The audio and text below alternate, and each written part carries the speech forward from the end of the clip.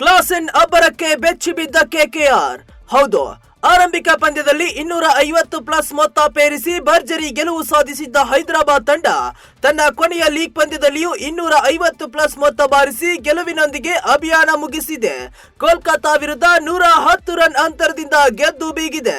Arun Jaitley cricket ಸ್ಟೇಡಿಯಂನಲ್ಲಿ ನಡೆದ ಈ ಪಂದ್ಯದಲ್ಲಿ ಟಾಸ್ ಗೆದ್ದು ಮೊದಲು ಬ್ಯಾಟಿಂಗ್ ನಡೆಸಿದ ಹೈದರಾಬಾದ್ ತಂಡ 3 ವಿಕೆಟ್ ನಷ್ಟಕ್ಕೆ 278 ರನ್ ಪೇರಿಸಿ ಬೃಹತ್ ಮೊತ್ತ ಪೇರಿಸಿತು.